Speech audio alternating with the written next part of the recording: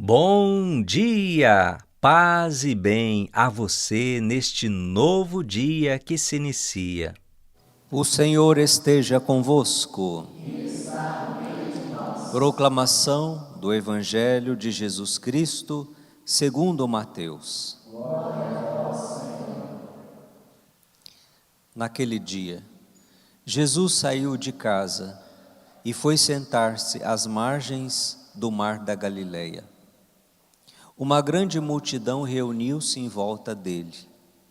Por isso, Jesus entrou numa barca e sentou-se, enquanto a multidão ficava de pé na praia, e disse-lhe muitas coisas em parábolas. O semeador saiu para semear.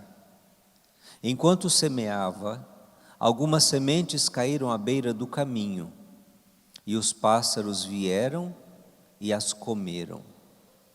Outras sementes caíram em terreno pedregoso, onde não havia muita terra. As sementes logo brotaram, porque a terra não era profunda.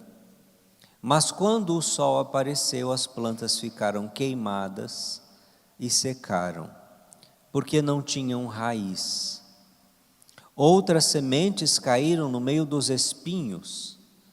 Os espinhos cresceram e sufocaram as plantas. Outras sementes, porém, caíram em terra boa e produziram à base de 100, de 60 e de 30 frutos por semente. Quem tem ouvidos, ouça. Palavra da salvação, glória a vós. Ave Maria, cheia de graça, o Senhor é convosco.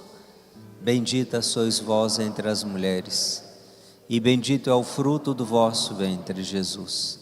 Santa Maria, Mãe de Deus, rogai por nós, pecadores, agora e na hora de nossa morte. Amém. Nossa Senhora do Carmo, rogai por nós. Meus queridos irmãos e irmãs, esta liturgia dominical, 15º do tempo comum, Jesus nos fala do poder da palavra. Se hoje pudéssemos colocar um tema, para a missa, não existe tema de missa, mas seria a palavra de Deus. Mas nós ouvimos também a segunda leitura, essa belíssima leitura da carta de São Paulo aos Romanos, no capítulo 8, onde São Paulo vai dizer à comunidade que os sofrimentos do tempo presente nem merecem ser comparados à glória que deve ser revelada em nós. Então, por aqui a gente já entende. A comunidade primitiva passou pelo cadinho do sofrimento. E não só a comunidade primitiva, mas a igreja em toda a sua vida, em toda a sua história, o cristão no dia a dia. Não é porque nós somos cristãos que nós estamos assim imunes, isentos dos sofrimentos. Veja o que São Paulo está dizendo: os sofrimentos do tempo presente nem merecem ser comparados à glória que será revelada. Ou seja, haverá uma glória, haverá uma manifestação de Deus, mas enquanto ela não acontece, nós também vivemos e padecemos as realidades do sofrimento. São Paulo vai dizer que toda a criação espera esse momento de se revelarem os filhos de Deus. São Paulo vai dizer que a criação ficou sujeita à vaidade, por dependência daquele que a sujeitou, o encardido, o inimigo de Deus, sujeitou toda a criação. Então toda a criação anseia por essa libertação. Não só os seres humanos, não só a humanidade, mas toda a criação. toda a criação está gemendo como que em dores de parto. Nós também estamos interiormente gemendo, aguardando a adoção filial e a libertação para o nosso corpo. Nós sabemos, né? O Senhor Jesus que veio, nos ensinou o caminho da salvação, realizou a obra da redenção, deixou a sua igreja para continuar levando a salvação à humanidade, e esse mesmo Senhor um dia Ele voltará, e Ele voltará para esse dia grandioso, esse tempo da manifestação do Filho de Deus e dos filhos de Deus, onde toda a criação será liberta da escravidão, do sofrimento, da dor. E é nessa esperança que nós encontramos a força para perseverar em meio às tribulações, aos sofrimentos. Eu sempre tenho dito, né, a liturgia da palavra dessa semana bateu muito nessa tecla, né, as perseguições por conta de ser cristão. E a gente vê que cada vez mais nós estamos vivendo na pele esta realidade. Mas sem jamais esmorecer, o que nós precisamos é firmarmos os nossos passos nos passos do Senhor. Esta linda leitura do profeta Isaías, primeira leitura, que vai dizer da palavra de Deus, comparando com a chuva, com a neve, né? A gente está vivendo aí uma semana, um friozinho, né? Mas a gente não chega a ter neve, né? Aqui na nossa região. Mas a chuva, ou seja, assim como a chuva desce do céu e para lá não volta mais, mas vem irrigar e fecundar a terra, fazê-la germinar, dar semente, assim a palavra que sai da minha boca, é Deus quem está falando, não voltará para mim vazia, antes ela realizará tudo que for da minha vontade e produzirá os efeitos que pretendiam enviá-la. Então vejam, meus irmãos, a palavra de Deus, ela nunca é desperdiçada. A palavra de Deus contém em si uma eficácia. A palavra de Deus é viva. A palavra de Deus é eficaz. Ela cai na terra, ela cai nos nossos corações para produzir efeitos, frutos. E ela não volta para Deus desperdiçada. A palavra de Deus, ela tem essa dinâmica, né? E é bonito a gente perceber isso. Por exemplo, né? Esse ministério da pregação, da reflexão do Evangelho, que eu faço, né? E que chega a muitas pessoas. E quantos testemunhos a gente recebe que enchem o coração, que dizem assim, que a partir da reflexão da palavra, da reflexão do Evangelho, a minha vida tem mudado, eu tenho me voltado mais para Deus, a conversão tem acontecido na minha vida, a minha fé tem se tornado uma fé de mais qualidade. Então assim, não tem prêmio maior entre um testemunho de alguém que chega e fala: padre, eu recebi uma cura física, e um testemunho que chega de alguém que fala: eu vivi uma conversão. Para mim, a maior graça é a conversão. É maior, para um sacerdote não tem alegria maior, porque para Deus não tem alegria maior. O céu faz festa por um pecador que se converte do que por 99 justos que não precisam de conversão. Não que uma cura não seja importante, mas, meus irmãos, enquanto a gente está nesse mundo, né? A gente recebe uma cura de uma coisa aqui, daqui a pouco já está doente de outra ali, não adianta. Até o nosso último suspiro de vida nós estaremos susceptíveis àquilo que é a nossa condição humana. Mas a cura maior, e a palavra faz esta cura, que é nos transformar e nos endireitar os nossos passos no caminho do Senhor.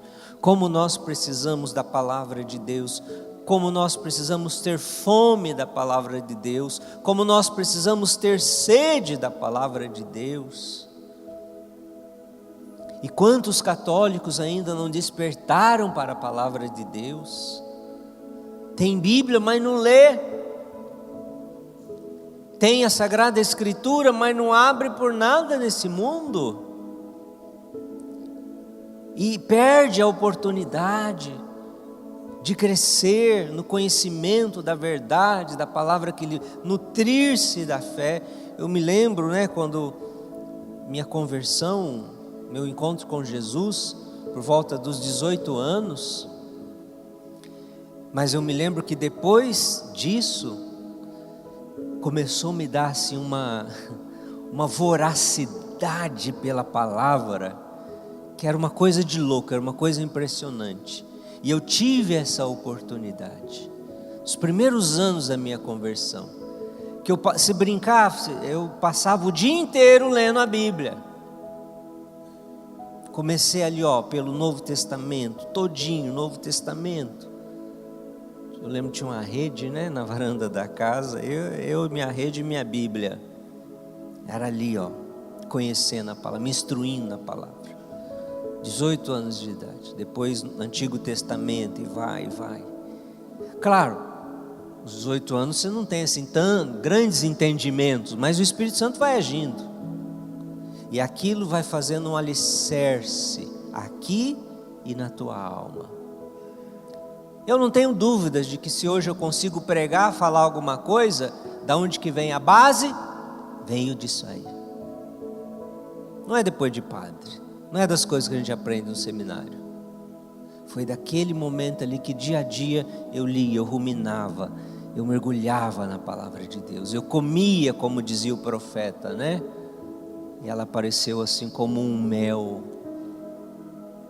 nos meus lábios. É disso que a gente precisa, porque é a partir disso que a gente vai tendo a visão espiritual, a compreensão das coisas. Como diz o Salmo, a semente caiu em terra boa e deu fruto. Que semente é essa? É a semente da palavra de Deus. Que você tenha também esse gosto pela palavra, você possa crescer na palavra, na Sagrada Escritura. Claro, talvez você não tenha, igual nessa época, porque eu podia ficar lendo a Bíblia, que eu não trabalhava, só estudava. Mas fazer o seu momento, fazer a sua disciplina, que seja a liturgia diária, as leituras do dia, mas às vezes pegar livro por livro. Esse mês o meu estudo bíblico vai ser o livro tal. Ter assim um itinerário realmente na palavra de Deus. É isso então que vai nos alargando a nossa alma e nos predispondo a essa experiência do Senhor. É interessante porque quando a gente fala assim, a palavra de Deus é uma palavra viva, às vezes as pessoas não entendem. Por quê? Porque ela tem uma coisa que assim, ela é sempre nova, ela nunca se repete.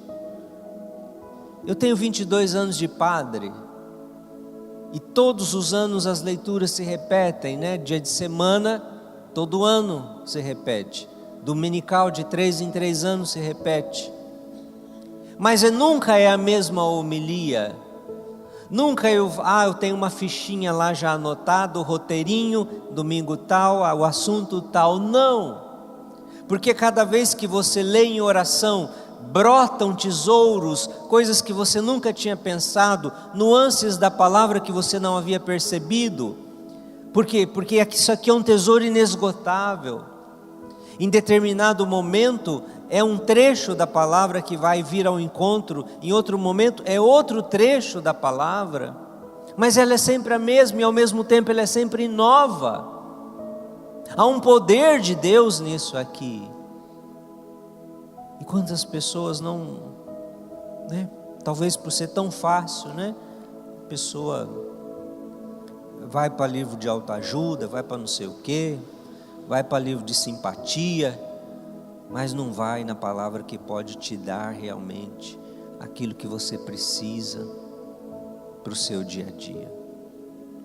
Jesus começa a contar as parábolas do reino, e a parábola de hoje é a parábola do semeador, né? Aqui o texto, eu peguei o texto mais breve, a opção do lecionário, porque Jesus, depois de contar a parábola, né, no trecho longo, quando chega aos discípulos em casa, os discípulos perguntam: o que quer dizer aquela parábola que o Senhor contou?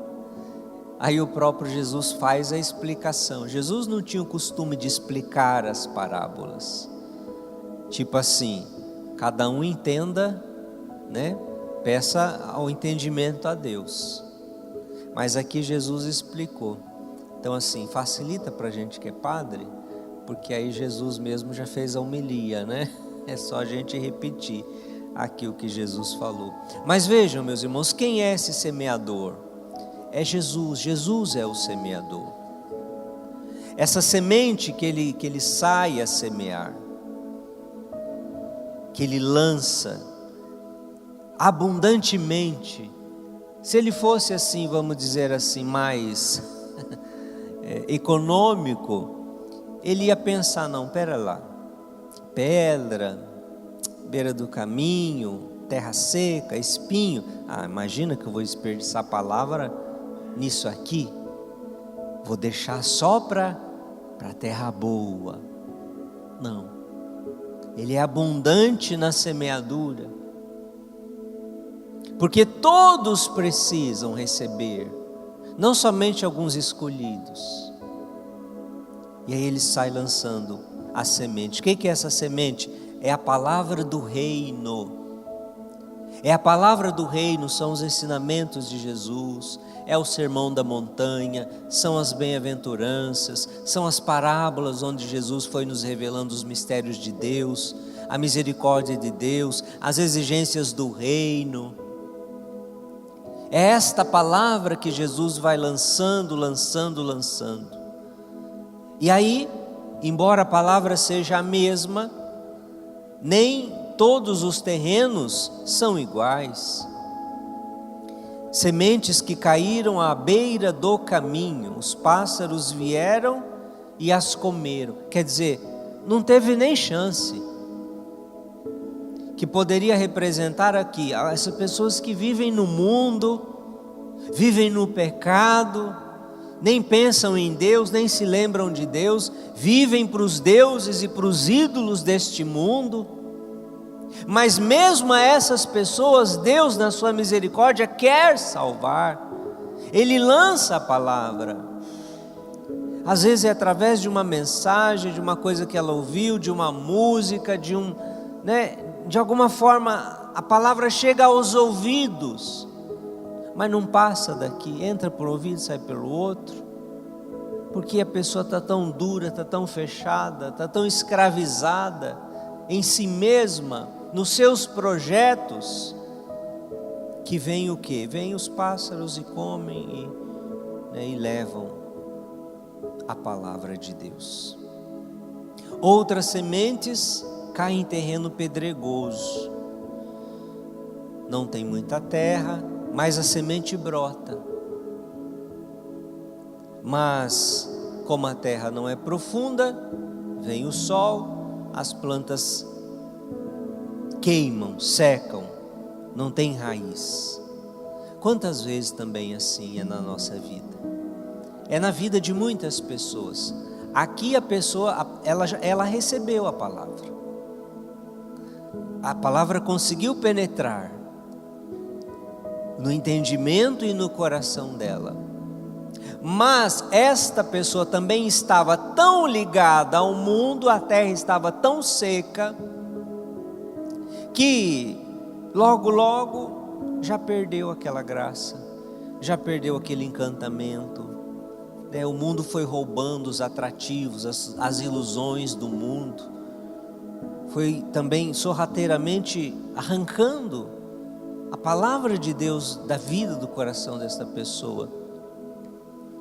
Jesus vai falar da palavra que caiu, da semente que caiu no meio dos espinhos.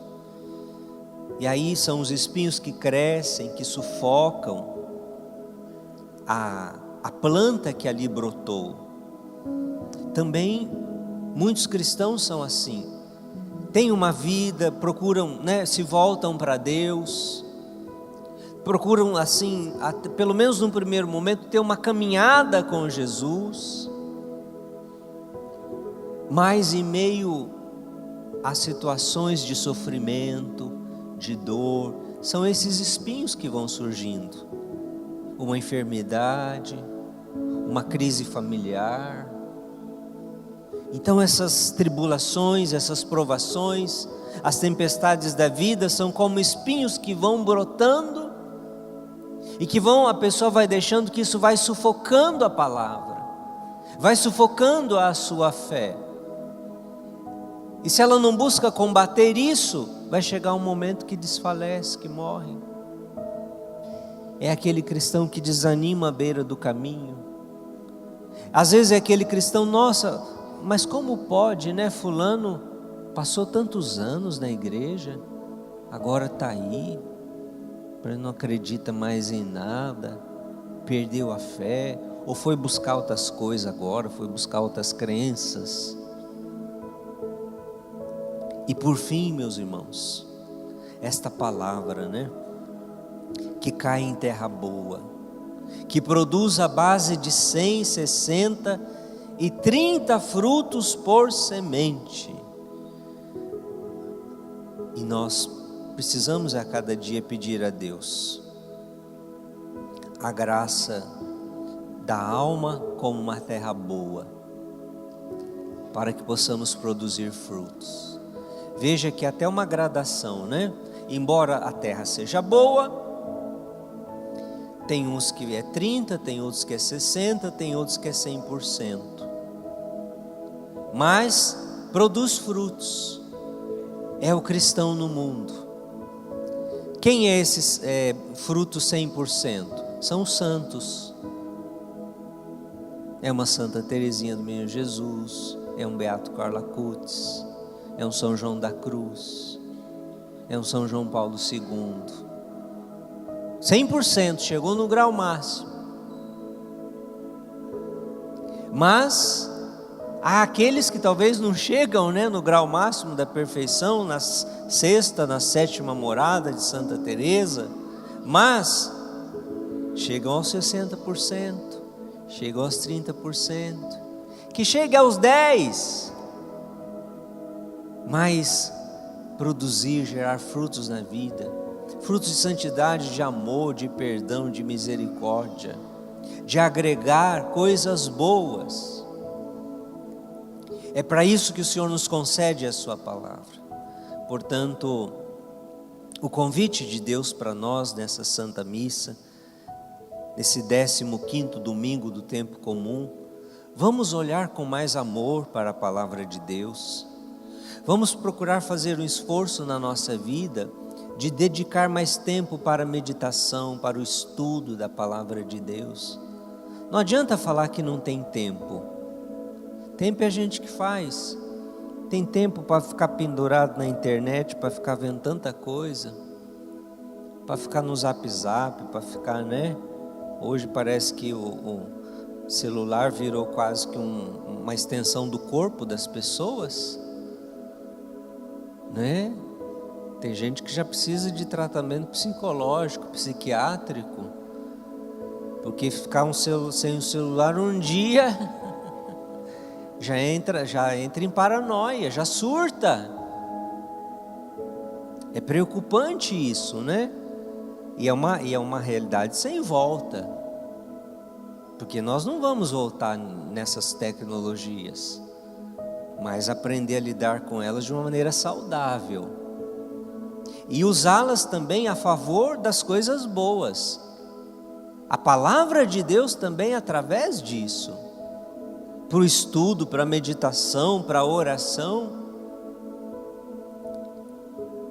O importante então é que nós possamos dar passos e crescer cada vez mais, pedindo ao Senhor a graça de conhecê-lo, de amá-lo cada vez mais através da sua santa palavra. Glória ao Pai, e ao Filho, e ao Espírito Santo, como era no princípio, agora e sempre.